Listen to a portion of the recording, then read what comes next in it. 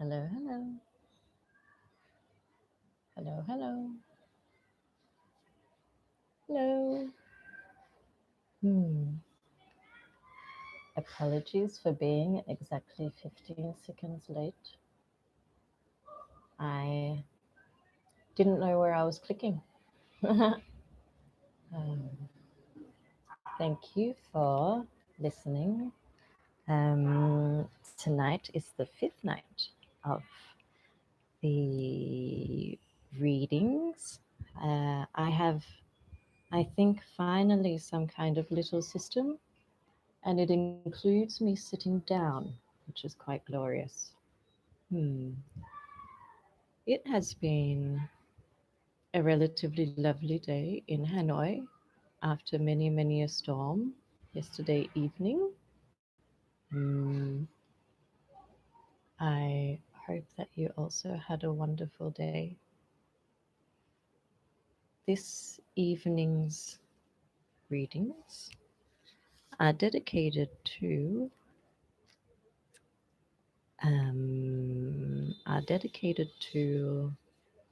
my friend Duke, who some of you may know as the owner of Tadioto, the infamous Tadioto. Um, Duke is the first friend that I ever made in Hanoi. He is also a fantastic storyteller, a grumpy old man, the owner of a fabulous abode in the mountains, and the reason why I drink whiskey. Um, On to the tales. Mm, the first tale of this evening is called the the Elves and the Shoemaker. There was once a shoemaker who worked very hard and was very honest, but still he could not earn to live upon, and at last all he had in the world was gone, except just leather enough to make one pair of shoes. Then he cut them all ready to make up the next day, meaning to get up early in the morning to work. His conscience was clear and his heart light amidst all his troubles. So he went peaceably to bed, left all his cares to heaven, and fell asleep. In the morning, after he had said his prayers, he set himself down to his work, when, to his great wonder, there stood the shoes, all ready made upon the table. The good man knew not what to say or think of this strange event. He looked at the workmanship. There was not one false stitch in the whole job, and all was so neat and true that it was a complete masterpiece. That same day a customer came in, and the shoes pleased him so well that he willingly paid a price higher than usual for them. And the poor shoemaker with the money bought leather enough to make 2 pairs more. In the evening he cut out the work and went to bed early, that he might get up and begin bedtimes? Betimes, and begin betimes? No idea what that word means. The next day. But he was saved all the trouble, for when he got up in the morning, the work was finished ready to his hand. Presently in came buyers, who paid him handsomely for his goods, so that he bought leather enough for 4 pairs more. He cut out the work again overnight, and found it finished in the morning as before. And so it went on for some time. What was got ready in the evening was already done by daybreak, and the good man soon became thriving and prosperous again. One evening, about Christmas time, as he and his wife were sitting over the fire chatting together, he said to her, I should like to sit up and watch tonight, that we may see who it is that comes and does my work for me."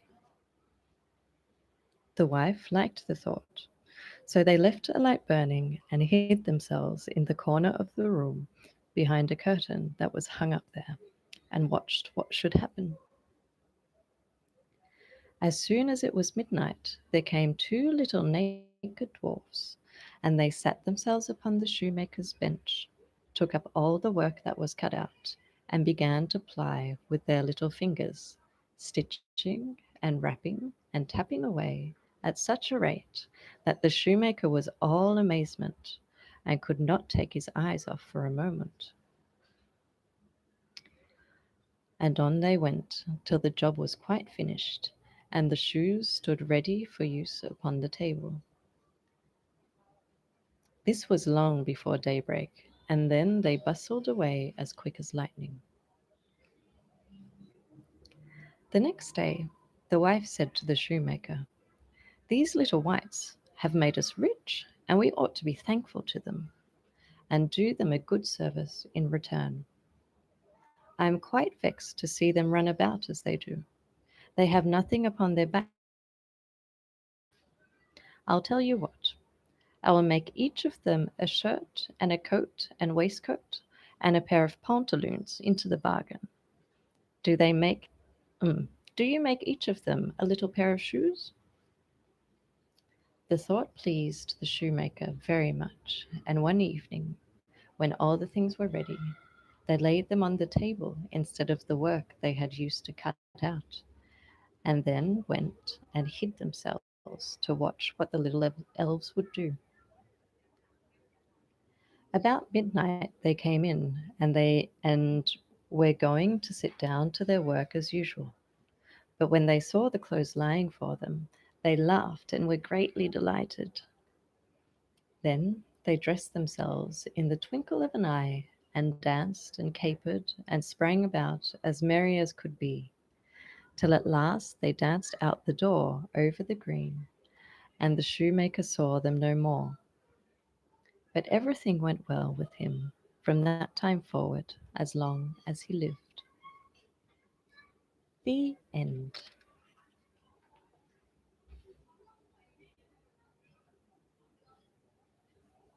Hmm. The following story is called. Oh, the following story is called. I'm trying to. Sorry. Oops. Distraction. I'm trying to cover something. 2 seconds, audience. The following story is called The Turnip. Great title. The Turnip. There were two brothers who were both soldiers. The one was rich and the other poor. The poor man thought he would try to better himself, so pulled off his red coat, he became a gardener, and dug his ground well, and sowed turnips. When the seed came up, there was one plant bigger than all the rest, and it kept getting larger and larger, and seemed as if it would never cease growing, so that it might have been called the Prince of Turnips, for there never was one seen like this before. At last it was so big that it filled a cart, and 2 oxen could hardly draw it, and the gardener knew not what in the world to do with it, nor whether it would be a blessing or a curse to him. One day he said to himself, "What shall I do with it? If I sell it, it will bring no more than another, and for eating, the little turnips are better than this. The best thing, perhaps, is to carry it and give it to the king as a mark of respect." Then he yoked his oxen and drew the turnip up, and drew the turnip to the court and gave it to the king. "What a wonderful thing," said the king. "I have seen many strange things, but such a monster as this I never saw. Where did you get the seed?" Or is it only your good luck? If so, you are a true child of fortune." "Ah, no," said the gardener, "I am no child of fortune. I am a poor soldier who never could get enough to live upon." So I laid aside my red coat and set to work tilling the ground. "I have a brother who is rich, and your majesty knows him well, and all the world knows him well. But because I am poor, everybody forgets me." The king took pity on him and said, "You shall be poor no longer.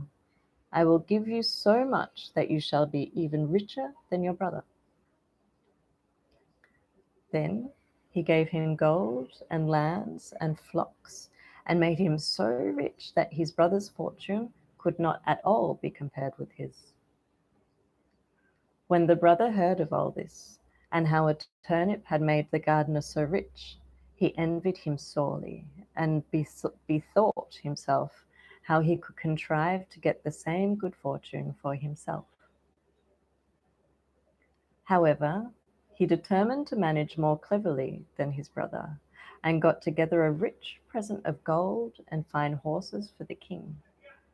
And though he must have have a much larger gift, and start again, and thought he must have a much larger gift in return. For if his brother had received so much for only a turnip, what must his present be worth?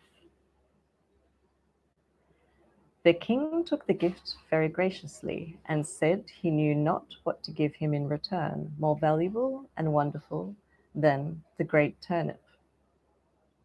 So the soldier was forced to put it into a cart and drag it home with him. When he reached home, he knew not upon whom to vent his rage and spite. And at length wicked thoughts came into his head, and he resolved to kill his brother.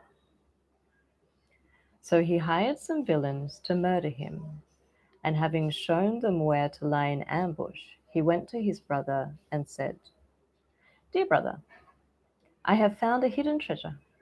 Let us go and dig it up and share it between us." The other had no suspicions of his roguery, so they went out together, and as they were travelling along, the murderers rushed up upon them and bound him, and were going to hang him on a tree.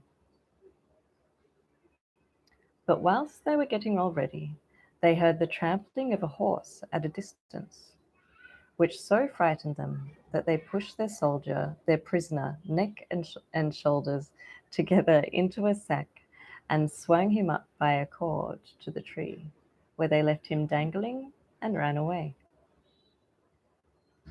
Meantime he worked and worked away, till he made a large hole enough to put out his head. When the horseman came up, he proved to be a student, a merry fellow, who was journeying along on his nag, and singing as he went. As soon as the man in the sack saw him passing under the tree, he cried out, good morning to thee, my friend." The student looked about everywhere, and seeing no one, and not knowing where the voice came from, cried out, "Who calls me?" Then the man in the tree answered, "Lift up thine eyes, for behold, here I sit in the sack of wisdom. Here have I, in a short time, learned great and wondrous things. Compared to this seat, all the learning of the schools is as empty as air. A little longer, and I shall know all that man can know, and shall come forth wiser than the wisest of mankind. Here I discern the signs and motions of the heavens and the stars, the laws that control the winds, the number of the sands on the seashore, the healing of the sick, the virtues of all simples, of birds and of precious stones. Wert thou but once here, my friend, thou wouldst feel and own the power of knowledge." The student listened to all this and wondered much. At last he said, "Blessed be the day and hour where I have found you. cannot you contrive to let me into the sack for a little while? Then the other answered, as if very unwillingly, A little space I may allow thee to sit here, if thou wilt reward me well and entreat me kindly. But thou must tarry yet an hour below, till I have learnt some little matters that are yet unknown to me. So the student sat himself down and waited a while. But the time hung heavy upon him, and he begged earnestly that he might ascend forthwith, for his thirst of knowledge was great. Then the other pretended to give way and said, Thou must let the sack of wisdom descend by untying yonder cord, and then thou shalt enter. So the student let him down, opened the sack, and set him free. Now then, cried he, let me ascend quickly. As he began to put himself into the sack, heels first. Wait a while, said the gardener. That is not the way. Then he pushed him in head first, tied up the sack, and soon swung up the searcher after wisdom dangling in the air. How is it with thee, friend? Said he. Dost thou not feel that wisdom comes on to thee? Rest there in peace, till thou art a wiser man than thou wert. So saying, he trotted off on the student's nag and left the poor fellow to gather wisdom till somebody should come and let him down. The end.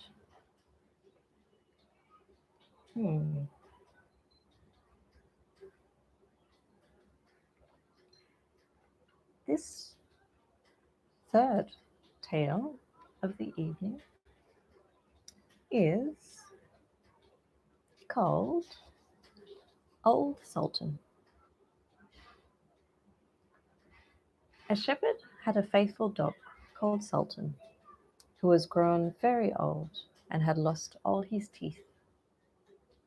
And one day, when the shepherd and his wife were standing together before the house, the shepherd said, I will shoot old Sultan tomorrow morning, for he is of no use now. But his wife said, Pray let the poor faithful creature live. He has served us well a great many years, and we ought to give him a livelihood for the rest of his days. But what can we do with him? Said the shepherd. He has not a tooth in his head, and the thieves don't care for him at all. To be sure, he has served us. But then he did it to earn his living. Tomorrow shall be his last day, depend upon it. Poor Sultan was lying close by them, heard all that the shepherd and his wife said to one another, and was very much frightened to think tomorrow would be his last day. So in the evening he went to his good friend the wolf, who lived in the wood, and told him all his sorrows, and how his master meant to kill him in the morning. Make yourself easy, said the wolf. I will give you some good advice. Your master, you know, goes out every morning very early with his wife into the field, and they take their little child with them and lay it down behind the hedges in the shade while they are at work. Now, do you lie down close by the child and pretend to be watching it, and I will come out of the wood and run away with it. You must run after me as fast as you can, and I will let it drop. Then you may carry it back, and they will think you have saved their child, and will be so thankful to you that they will take care of you as long as you live. The dog accordingly, so it was managed. The wolf ran with the child a little way. The shepherd and his wife screamed out, but Sultan soon overtook him and carried the poor little thing back to his master and mistress.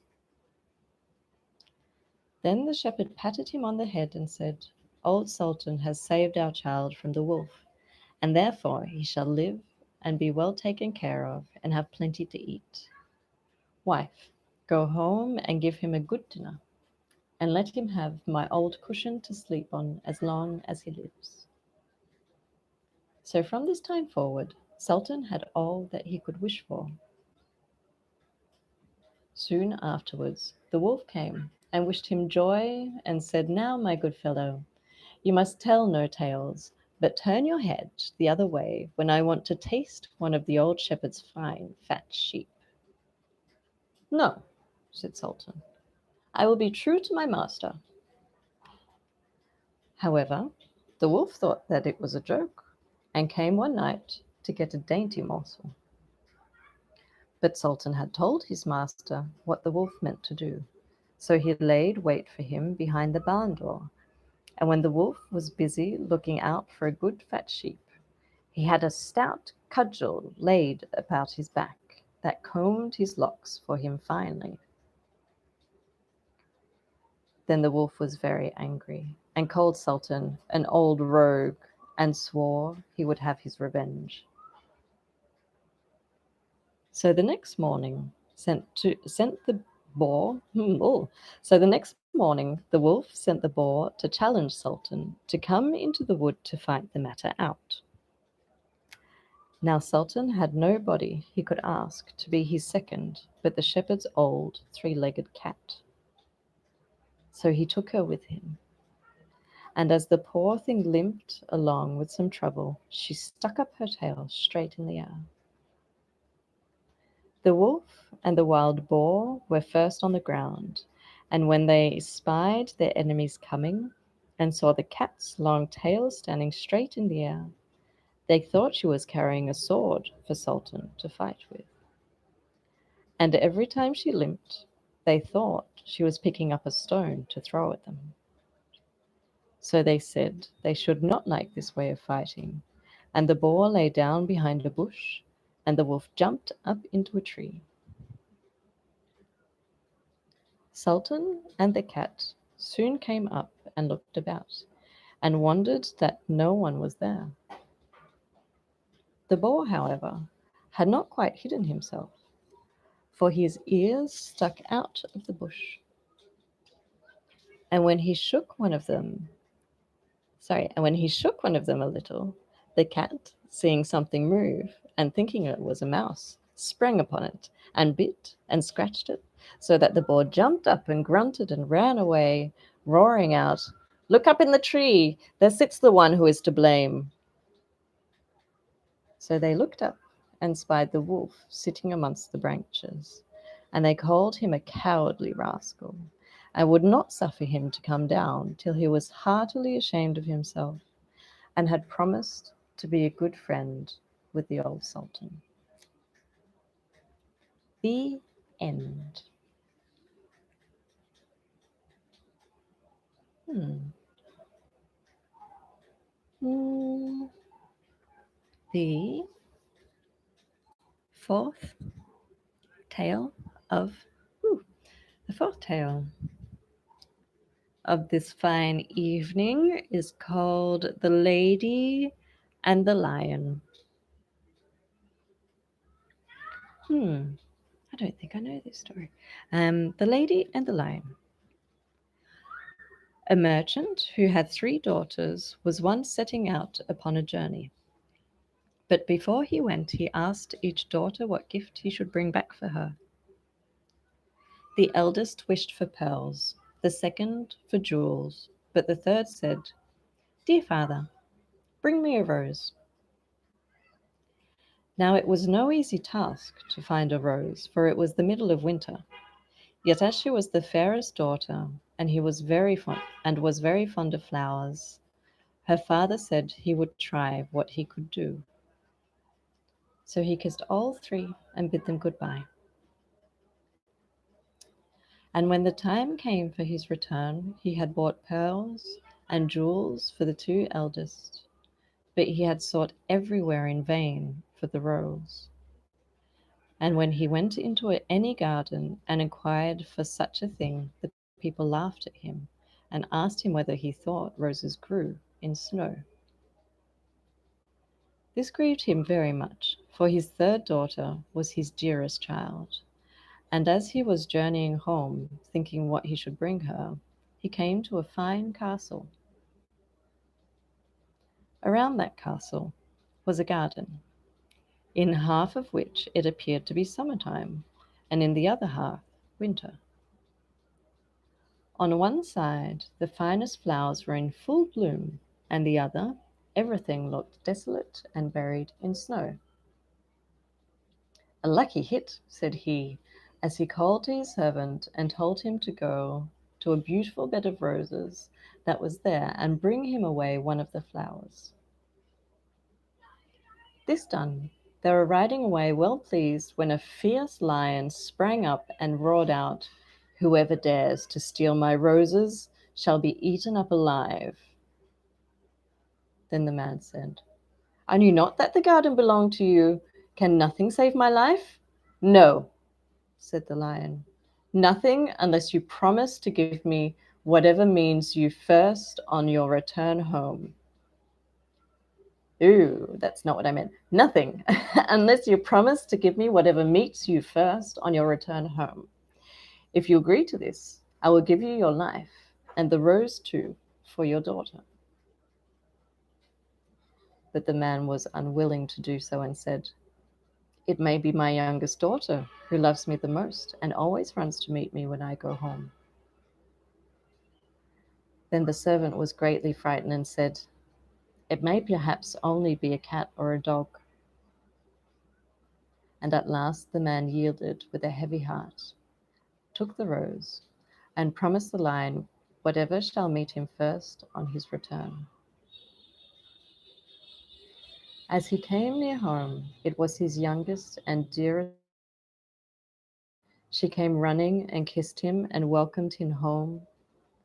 And when she saw that he had brought her the rose, she rejoiced still more. But her father began to be very melancholy and to weep, saying, "Alas, my dear child, I have bought this flower dear, for I have promised to give you to a wild lion. And when he has you, he will tear you up in pieces and eat you." And he told her all that had happened, and said she should not go, let what would happen. But she comforted him and said, "Dear father, what you have promised must be fulfilled. I will go to the lion and soothe him, that he may let me return home again safe." The next morning she asked the way she was to go, and took leave of her father, and went forth with a bold heart into the wood. But the lion was an enchanted prince, and by day he and all his court were lions, but in the evening they took their proper forms again. And when the lady came to the castle, he welcomed her so courteously that she consented to marry him. The wedding feast was held, and they lived happily together a long time. The prince was only to be seen as soon as evening came, and then he held his court. But every morning he left his bride and went away by himself, she knew not whither, till night came again. After some time he said to her, "Tomorrow there will be a great feast in your father's house, for your elder sister is to be married, and if you wish to go to visit her, my lions shall lead you thither." Then she rejoiced much at the thought of seeing her father once more, and set out with the lions. And every one was overjoyed to see her, for they had thought her dead long since. But she told them how happy she was, and stayed till the feast was over, and then went back to the wood. Her second sister was soon after married, and when she was invited to the wedding, she said to the prince, "I will not go alone this time. You must go with me." But he would not, and said that would be a very hazardous thing, for if the least ray of the torch light should fall upon him, his enchantment would become still worse, for he should be changed into a dove, and be obliged to wander about the world for 7 long years. However, she gave him no rest, and said she would take care no light shall fall upon him. So at last they set out together, and took with them their little child too, as she chose a large hall, and she chose a large hall with thick walls for him to sit while the wedding torches were lighted. Unluckily, no one observed that there was a crack in the door. Then the wedding was held with great pomp, but as the train came from the church and passed with the torches before the hall, a very small ray of light fell upon the prince. In a moment he disappeared, and when his wife came in and sought him, she found only a white dove. Then he said to her, 7 years I must fly up and down over the face of the earth, but every now and then I will let fall a white feather that shall show you the way I am going. Follow it, and at least you may overtake and set me free.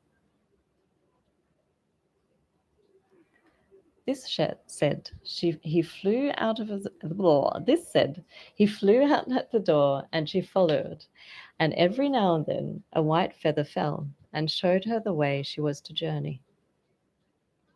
Thus she went roving on through the wild world, and looked neither to the right hand nor the left, nor took any rest for 7 years.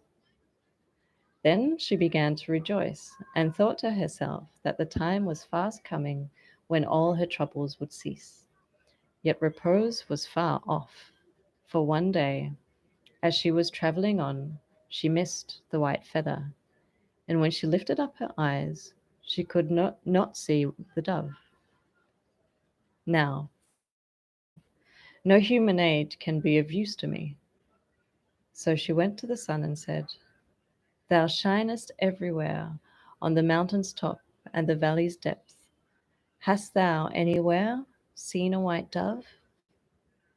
No, said the sun, I have not seen it, but I will give thee a casket.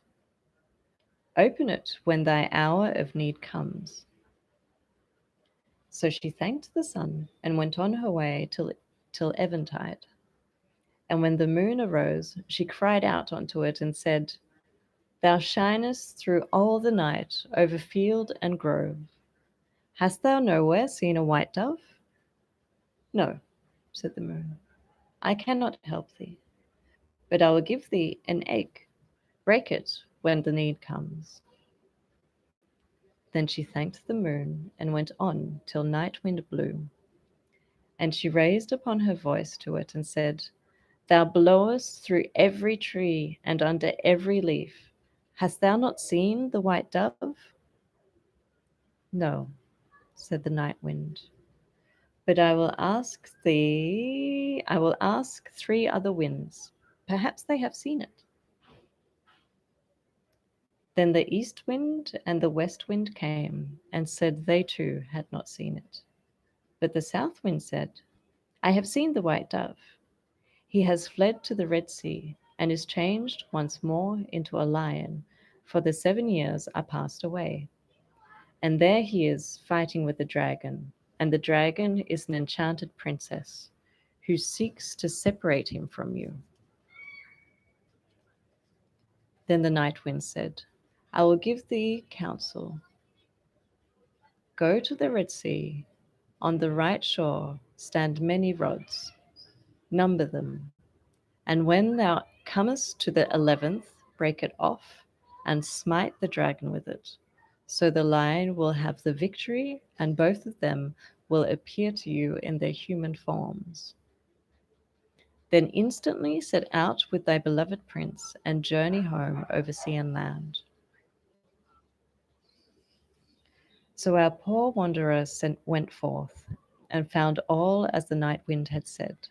And she plucked the 11th rod, and smote the dragon, and immediately the lion became a prince, and the dragon a princess again. But she forgot the counsel which the night wind had given, and the false princess watched her opportunity, and took the prince by the arm and carried him away. Thus the unfortunate traveller was again forsaken and forlorn, but she took courage and said, As far as the wind blows, and so long as the cock crows, I will journey on till I find him once again.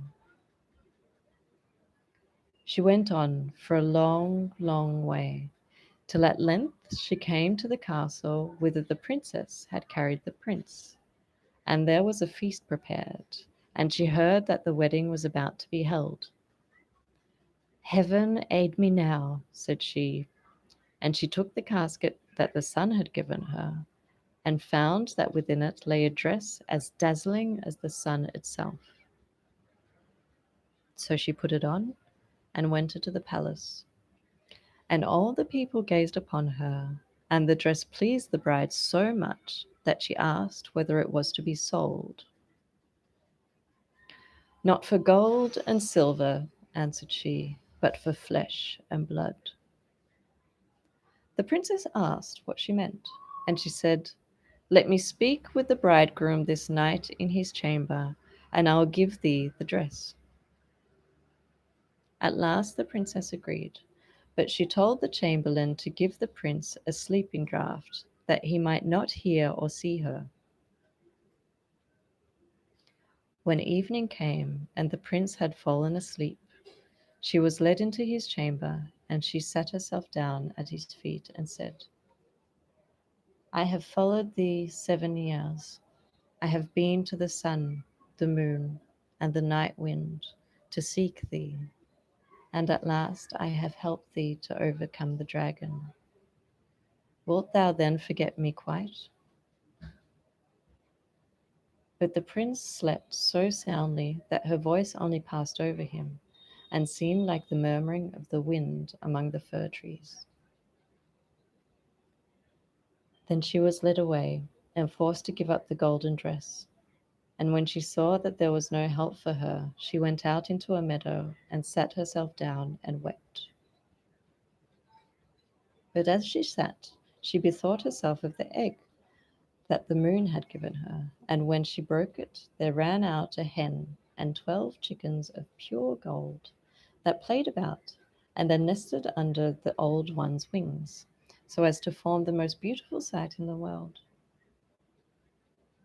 And she rose up and drove them before her till the bride saw them from her window, and was so pleased that she came forth and asked if she would sell the brood.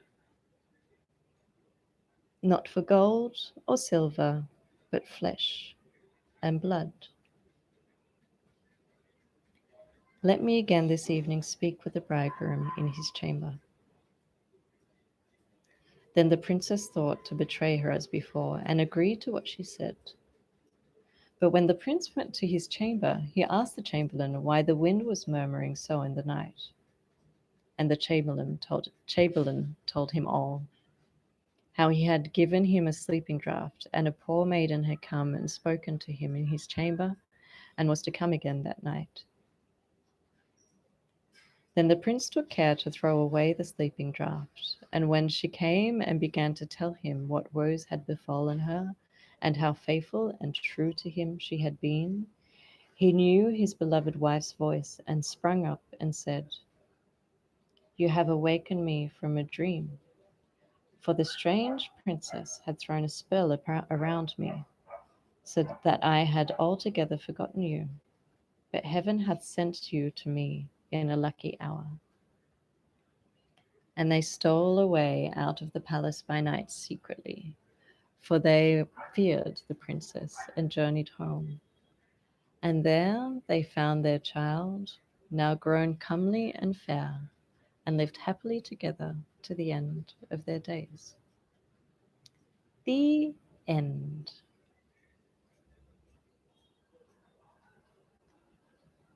The following story of this evening's reading is called is called The King of the Golden Mountain.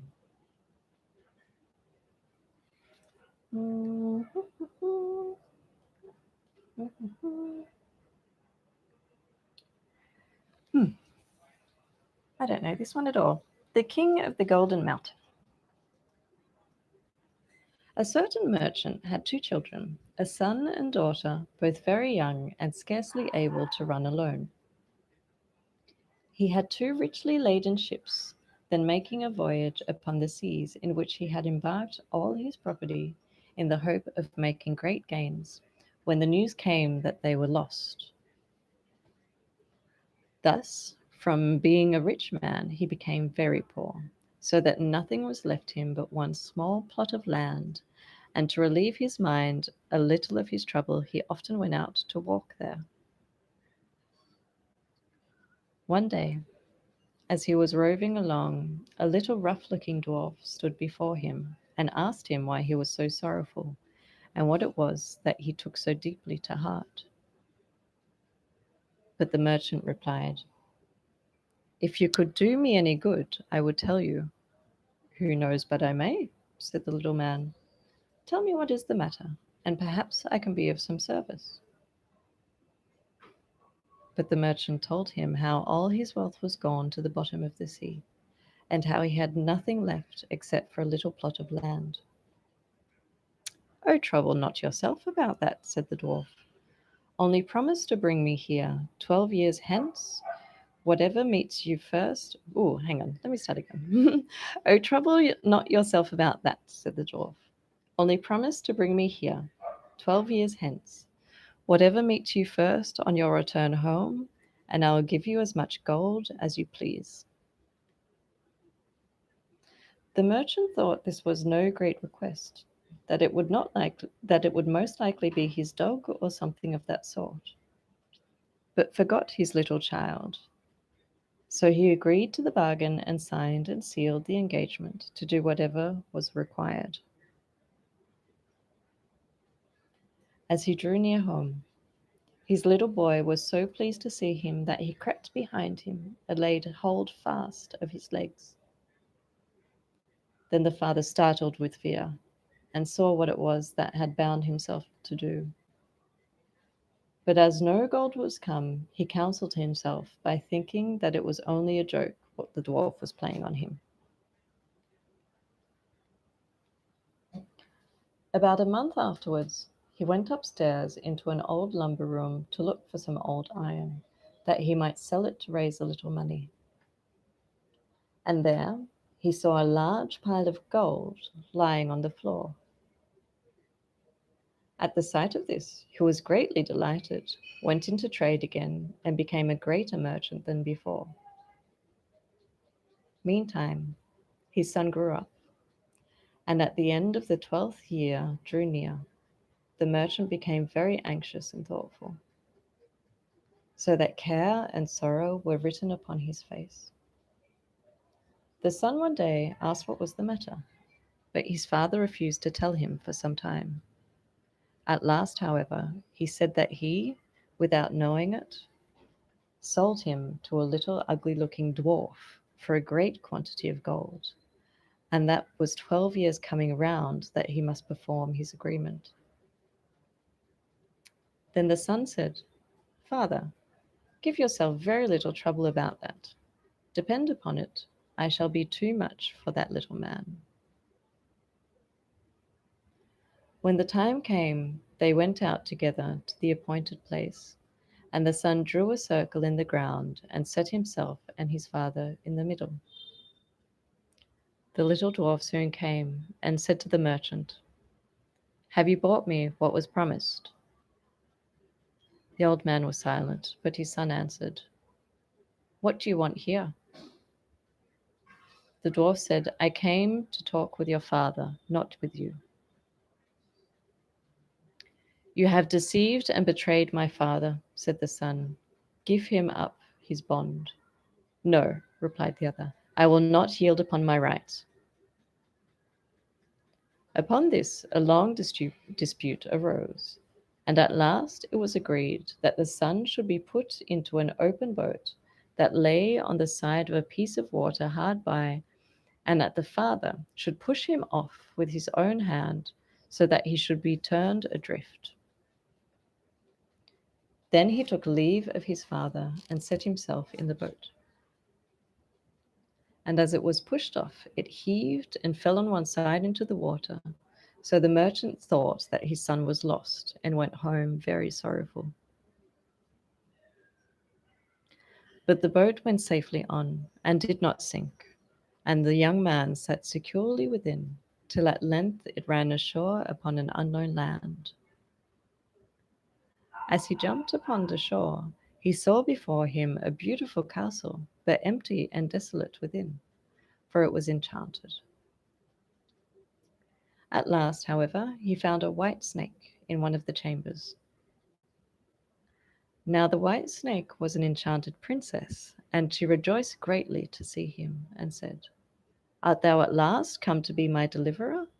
12 long years I have waited for thee, and thou alone canst save me. This night 12 men will come. Their faces will be black, and they will be hung around with chains. They will ask what thou dost here, but be silent, give no answer, and let them do what they will. Beat and torment thee. Suffer all, only speak not a word, and at 12 o'clock they must depart. The second night 12 others will come, and the third night 24, who will even cut off thy head. But at the 12th hour that night their power is gone, and I shall be free, and will come and bring thee the water of life, and will wash thee with it, and restore thee to life and health." And all came to pass as she said. The merchant's son spoke not a word, and the third night the princess appeared, and fell on his neck and kissed him. Joy and gladness burst forth throughout the castle.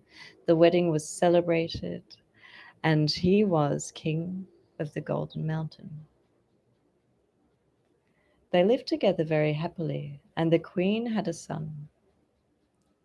8 years had passed over their heads when the king thought of his father, and his heart was moved, and he longed to see him once again. But the queen opposed his going and said, "I know well that misfortunes will come." However, he gave her no rest till she consented. At his departure, she presented him with a wishing ring and said, "Take this ring and put it on your finger. Whatever you wish, it will bring you. Only promise that you will not make use of it to bring me hence to your fathers." Then he promised what she asked, and put the ring on his finger, and wished himself near the town where his father lived. He found himself at the gates in a moment, but the guards would not let him enter, because he was so strangely clad. So he went up to a neighboring mountain, where a shepherd dwelt, and borrowed his old frock, and thus passed unobserved into the town. When he came to his father's house, he said he was his son, but the merchant would not believe him, and said he had but one son, who he knew was long since dead. And as he was only dressed like a poor shepherd, he would not even offer him anything to eat. The king, however, persisted that he was his son, and said, "Is there no mark by which you would know if I am really your son?" "Yes," observed his mother. "Our son has a mark like a raspberry under the right arm."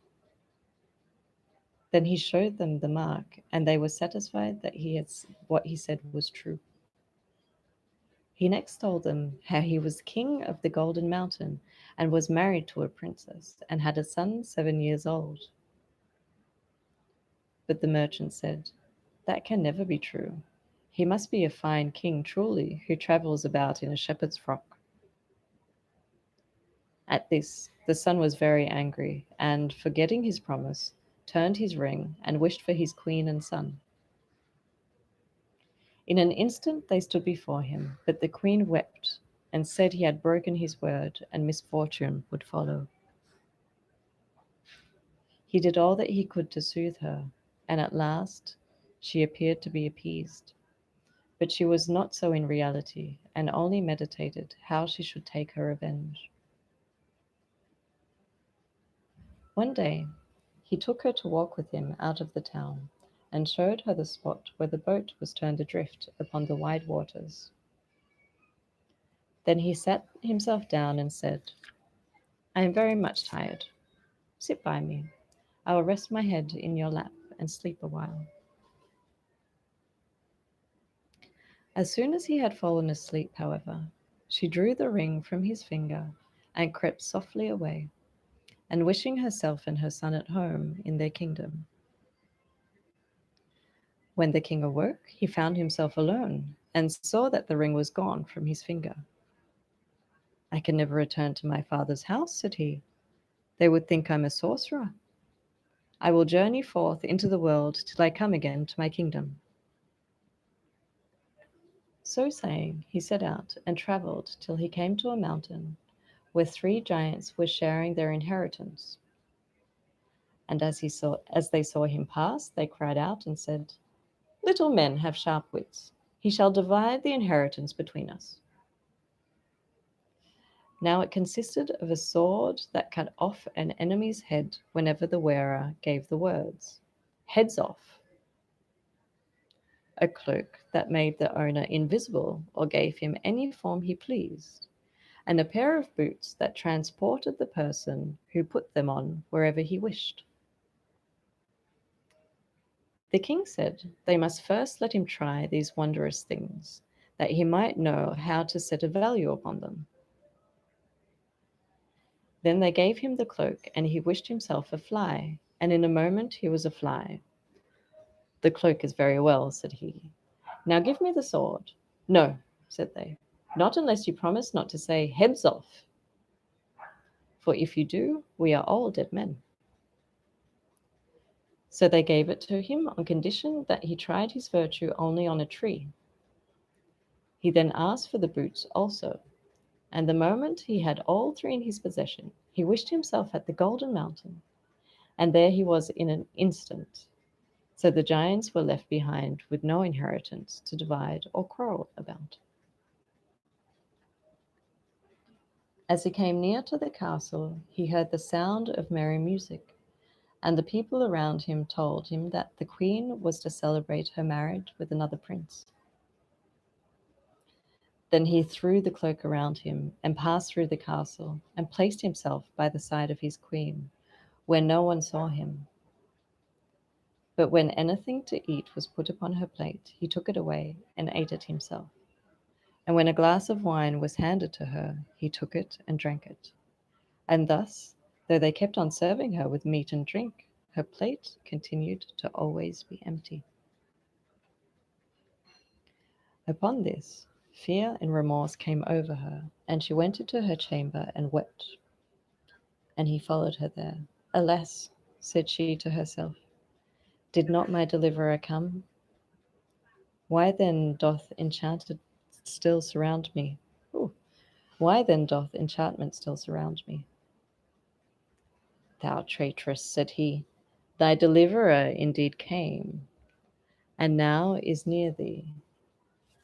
Has he deserved this of thee? And he went out and dismissed the company, and said the wedding was at an end, for that he was returning to his kingdom.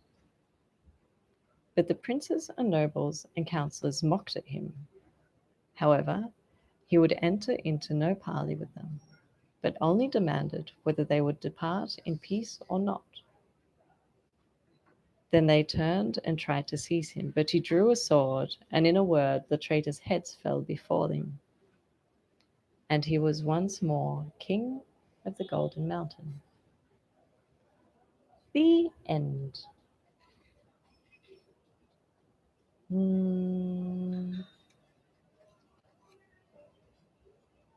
I'll do one really quick one. On a roll. One last tale for this evening. It's called The Golden Goose. There was a man who had 3 sons. The youngest was called Dummling. He was on all occasions despised and ill-treated by the whole family. It happened that the eldest took it on his head one day to go into the woods to cut fuel, and his mother gave him a delicious pasty and a bottle of wine to take with him, that he might refresh himself at his work. As he went into the wood, an old man bid him good day, and said, "Give me a little piece of meat from your plate, and a little wine out of your bottle. I am very hungry and thirsty." But this clever young man said, "Give you my meat and wine? No, I thank you. I should not have enough left for myself." And away he went. He soon began to cut down a tree, and he had not worked long before he missed his stroke and cut himself, and was obliged to go home to have the wound dressed. Now it was the little old man that caused him this mischief. He gave him too a pasty and a bottle of wine. And the same little old man met him also, and asked him for something to eat and drink. But he too thought himself vastly clever, and said, "Whatever you get, I shall lose, so go on your way." The little man took care that he should not have his reward, and the second stroke that he aimed against a tree hit him on the leg, so that he too was forced to go home. Then Dummling said, "Father, I should like to go and cut wood too." But his father answered, "Your brothers have both been lamed. You had better stay at home, for you know nothing of the business." But Dummling was very pressing, and at last his father said, "Go on your way. You will be wiser than you have suffered for your folly, when you have suffered for your folly." And his mother gave him only some dry bread and a bottle of sour beer. And when he went into the wood, he met the old man, who said, "Give me some meat and drink, for I am very hungry and thirsty." Dummling said, "I have only dry bread and sour beer. If that will suit you, we will sit down and eat it together." So they sat down, and when the lad pulled out his bread, behold, it was turned into a capital pasty, and his sour beer became delightful wine. They ate and drank heartily, and when they had done, the little man said, "As you have a kind heart and have been willing to share everything with me, I will send a blessing upon you. There stands an old tree. Cut it down, and you will have something at the root." When he took his leave and went his way, Dummling set to work and cut down the old tree, and when it fell, he found in a hollow under the roots a goose with feathers of pure gold. He took it up and went into an inn, and went to an inn where he proposed to sleep for the night. The landlord had 3 daughters, and when they saw the goose, they were very curious to examine what this wondrous bird could be, and wished very much to pluck one of the feathers out of its tail. At last the eldest said, "I must and will have a feather." So she waited till his back was turned, and then seized the goose by the wing. But to her great surprise, there she stuck, for neither hand nor finger could she get away from it. Presently in came the second sister, and thought to have a feather too. But the moment she touched her sister, there she too hung fast.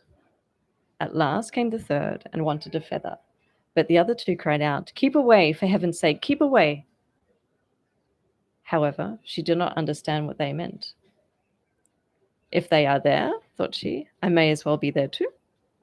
So she went up to them, but the moment she touched her sisters, she too stuck fast, and hung to the goose as they did. And so they kept company with the goose all night. The next morning, Dummling carried off the goose under his arm, and took no notice of the 3 girls, but went out with them sticking fast behind. And wherever he travelled, they too were obliged to follow, whether they were or no, as fast as their legs could carry them.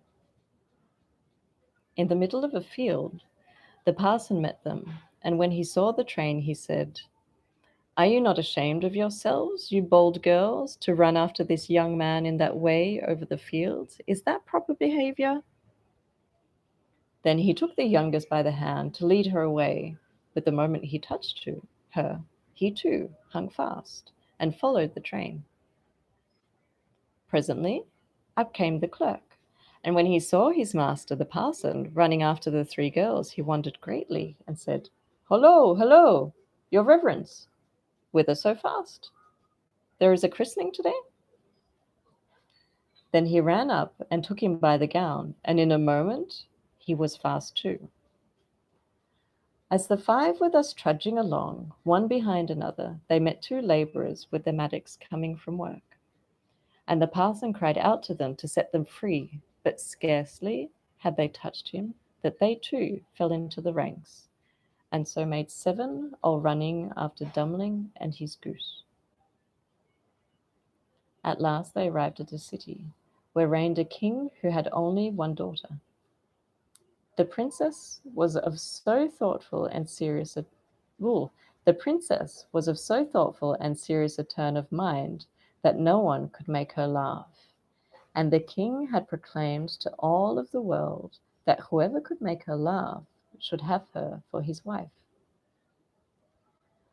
When the young man heard this, he went to her with his goose and all its train, and as soon as she saw the seven all hanging together and running about, treading on each other's heels, she could not help bursting into a long, loud laugh.